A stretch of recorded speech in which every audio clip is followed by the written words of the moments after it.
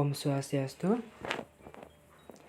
Halo semuanya, perkenalkan nama saya Gede Susila Daraputra dari Rombol 28 Agama Hindu dengan NIM 2212021018 dari program studi S1 Pendidikan Bahasa Inggris.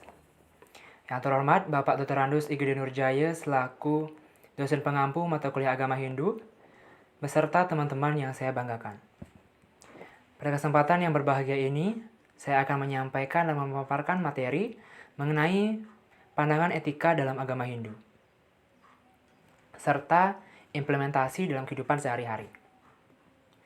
Pandangan etika dalam setiap agama tentunya berbeda-beda, namun memiliki tujuan dan fungsi yang sama, yaitu untuk membentuk manusia yang lebih teratur, serta menciptakan dunia yang lebih damai. Pandangan etika dalam setiap agama tentunya berdasar pada keimanan. Dalam agama Hindu, berdasar pada keimanan yang disebut dengan Srada, yang dibagi menjadi 5, yang disebut dengan Pancasrada, dan Susila, yang berarti etika. Pada sloka Wraspati Tattwa nomor 24, dijelaskan bahwa sila ngaranya mangerakas cara, yang berarti sila adalah menjaga perilaku atau kebiasaan agar tidak menyimpang dari norma-norma kebenaran dan kebaikan kesusilaan ilmu akhlak, yang menjadi pedoman untuk seluruh umat Hindu dalam berkata, berbuat, dan juga berpikir. Etika-etika yang tercipta di masyarakat Hindu, terkhususnya di Bali, terbentuk juga karena kebiasaan-kebiasaan yang terjadi di masyarakat. Cerita-cerita dan juga mitos yang berkembang di masyarakat juga menjadi aturan-aturan yang masih dipercayai. Etika Hindu juga sering disebut dengan susila, yang memiliki arti dasar sebagai prinsip, aturan, dan juga norma yang baik. Ajaran etika di Hindu pun tidak lepas dengan agama. Mengapa? Karena melalui pengajaran etika, agama dapat terrealisasikan dalam kehidupan sehari-hari dan juga dalam berkehidupan bermasyarakat, berupa tindakan-tindakan moral dan juga tindakan-tindakan yang bersifat baik atau subkarma. Maka dari itu, susila yang memiliki artian sebagai peraturan yang baik, maka tata susila adalah cara atau panduan untuk melakukan tindakan-tindakan yang baik, dengan tujuan utama untuk membentuk seluruh manusia agar dapat berperilaku yang baik atau subkarma, yang akhirnya mengarah kepada kebahagiaan, kesejahteraan, dan juga kedamaian. Kebahagiaan yang dimaksud adalah kebahagiaan bukan hanya dengan kebahagiaan secara lahir, namun lebih ke kebahagiaan secara rohani, yang tak lepas dari keberadaan Tuhan atau Brahman. Hal ini dapat dilihat pada Brahmanyaka Upanishad, bahwa Brahman adalah kebijaksanaan dan kebahagiaan, yang lebih jelasnya pada Bhagavad Gita bab 6 nomor 21, yaitu Sukham atyatikam yatat buddhi grahyam atindriyam, vetiyatra nacaivayam stitas calati tadvata.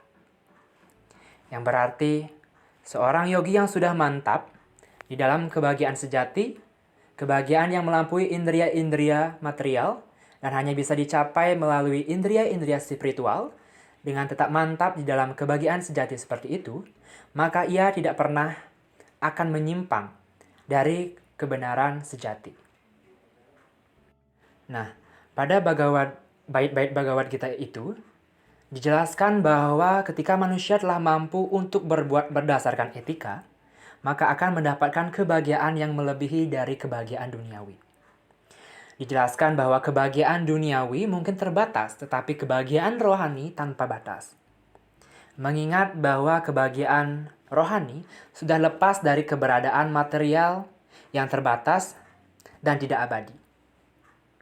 Sesuatu yang tidak abadi dan juga terbatas akan memberikan kebahagiaan yang tidak abadi pula. Dalam konteks etika secara umum, terdapat beberapa sloka dari pustaka suci yang menguraikan pentingnya nilai dasar etika dalam menjalankan kehidupan sehari-hari.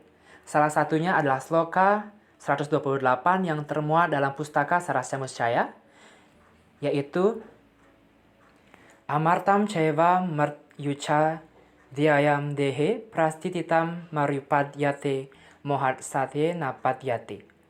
Arti dari sloka tersebut yakni sesungguhnya racun dan obat itu letaknya berdekatan, dan semuanya ada dalam diri. Mereka yang bodoh dan gemar dengan kejahatan akan memperoleh racun, sedangkan mereka yang teguh akan pelaksanaan kebajikan dan kebenaran niscaya akan memperoleh kehidupan yang baik, atau kehidupan atau amerta berupa obat. Sloka tersebut menyiratkan bahwa etika yang paling penting yakni kejujuran. Dijelaskan dalam sloka tersebut bahwa mereka yang jujur, yang menegakkan kebenaran, senantiasa memperoleh amerta atau keselamatan. Sastra ini ditegaskan bahwa kejujuran sebagai salah satu nilai etika agama Hindu yang penting untuk dihayati. Dasar etika agama Hindu yang berasal dari keimanan Hindu yang disebut dengan Sraddha memiliki 5 bagian yang disebut dengan Pancasraddha, yaitu Brahman, Atman, Karmapala, Punarbawa, dan Moksa. Kelima keyakinan tersebut menjadi pedoman dalam bertindak dalam kehidupan sehari-hari, dan tentunya menjadi dasar untuk aturan-aturan atau norma di masyarakat Hindu. Sebagai mahasiswa, kita harus mengimplementasikan nilai-nilai etika dari agama Hindu. Nah, seperti apa implementasi yang kita dapat lakukan? Yang pertama adalah implementasi kebenaran. Sebagai mahasiswa, kita harus jujur, mengerjakan segala sesuatu dengan kejujuran, dan menjunjung keaslian dan originalitas atas hasil kerja kita sendiri.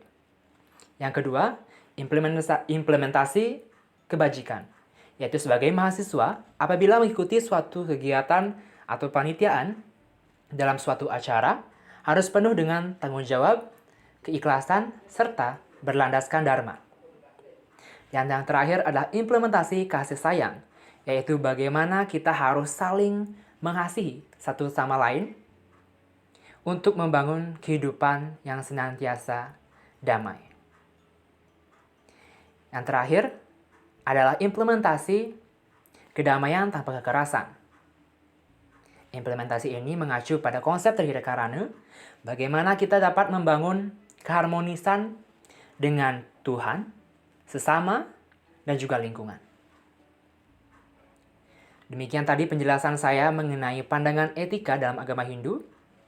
Jika ada kesalahan dalam pengucapan ataupun tindakan yang saya lakukan dalam video ini, saya mohon maaf. Akhir kata saya tutup dengan Paramasanti. Om Santi, Santi, Santi, Om.